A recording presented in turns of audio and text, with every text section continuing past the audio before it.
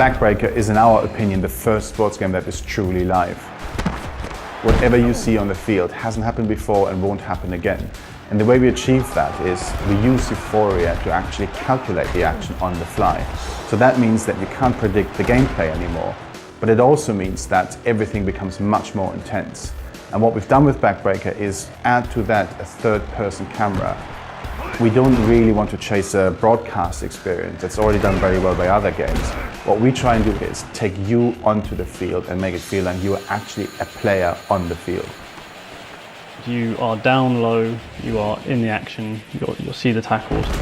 All the interactions and all the things you didn't expect are happening right around you, as opposed to you feeling quite detached and looking down on them. You're not this kind of god over the football field who can see everything.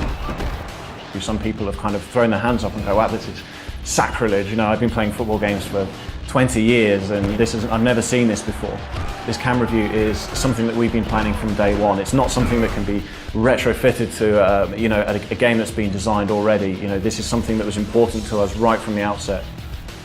The live element comes from the fact that obviously we have euphoria in the game and literally anything can happen. It's not pre-scripted, it's not canned animation. Euphoria gives you the opportunity to do anything.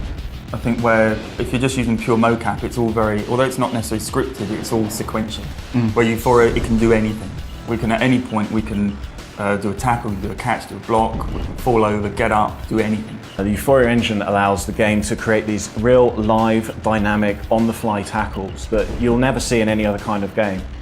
It's a lot about the game doing things you didn't anticipate, but the simulation can accommodate, and the player's reaction to that. I think that's one thing that other games can't do.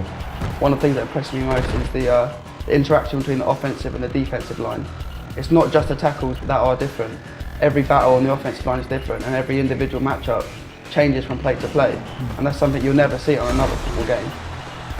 One of the things that was important for us with Backbreaker was to make it as easy to play as possible. It was designed to be a pick up and play game from the outset. One thing we really sort of wanted to avoid with traditional football games is you generally have abstract events mapped to numerous different kinds of buttons, which it's not as though they don't make sense, but it's not something you can gauge immediately when you're playing it. And we didn't really want the player to look through a 4 or 5 page manual to find out how to juke or how to spin. So the philosophy from the start was we'd look at the physical action of the player on the field. So if you imagine he's juking right, and we'd literally take that and map it to the stick. So a juke right would be a right movement on the right stick, or a spin would be a rotation of the right stick. And what we want to do, and hopefully what we've achieved, is the player could almost guess, anticipate what the controls would be just by looking at the action they want to perform. Sport in real life gets you those kind of unique, exciting moments that you never see in video games.